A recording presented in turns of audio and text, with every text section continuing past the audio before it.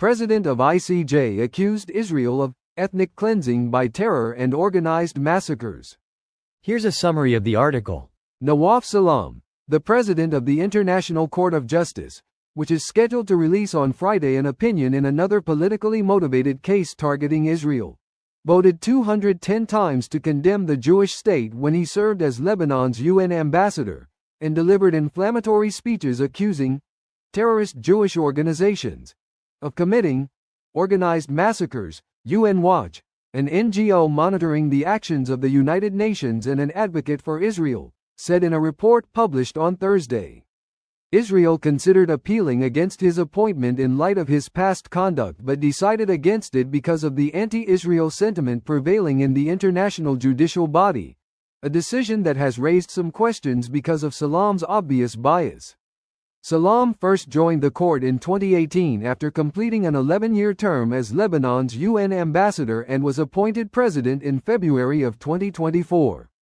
The ICJ will publish an advisory opinion on Friday that is expected to conclude that Israel occupies the West Bank in violation of international law. UN Watch contends in its report that Salam is legally disqualified from sitting in judgment on the two cases related to Israel, under the clear rules of the ICJ Charter. Among examples cited in the report were statements made by the ambassador in 2008, including accusations that Jewish terror organizations carried out brutal acts of massacre. He also said that the Supreme Zionist regime was pursuing a plan for ethnic cleansing by terror and organized massacres. In 2014, he accused Israel of committing crimes against humanity and, in 2016, accused Israel of apartheid. This post received a score of 5,500, with an upvote ratio of 83%. Here are the top comments in response to this article. According to the ruling, Gaza had been occupied without any physical occupation and that the occupation of the West Bank was a de facto annexation, which is fueling right-wingers in Israel who are saying fuck it, let's annex it for real then. Edited for clarity. Why would they want to annex Gaza? There's literally nothing to gain from it. They're specifically talking about the West Bank. I see where there'd be confusion, sorry.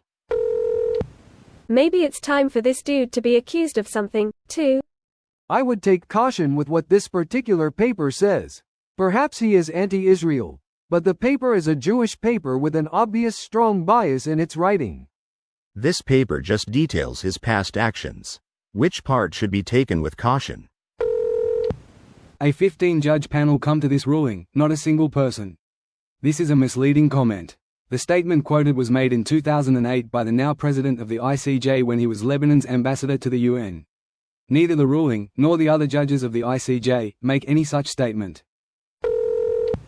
Greater than Nawaf Salam, the president of the International Court of Justice, which is scheduled to release on Friday an opinion in another politically motivated case targeting Israel, voted 210 times to condemn the Jewish state when he served as Lebanon's UN ambassador, and delivered inflammatory speeches accusing terrorist Jewish organizations of committing organized massacres. UN Watch, an NGO monitoring the actions of the United Nations and an advocate for Israel, said in a report published on Thursday. Sounds like a completely fair and unbiased court that we should 100% take at face value. This decision was voted on in full by 11 of the 15 justices in the court, including the legal representatives of Japan, Iwasawa, India, Bhandari, the US, Cleveland, Brazil, Brandt, and Australia, Charlesworth. Whatever the resume of Justice Salam, he has no legal authority without majority support, much like the Chief Justice of the US Supreme Court can't make a ruling without a majority vote from their colleagues. Israel really needs to get out of the West Bank. If this was about Gaza, I'd say it's bullshit, but what else would you call the West Bank settlements if not annexation? The Palestinians have to go somewhere.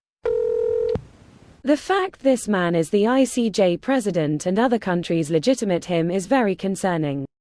The president position at the ICJ is mainly procedural, not substantive.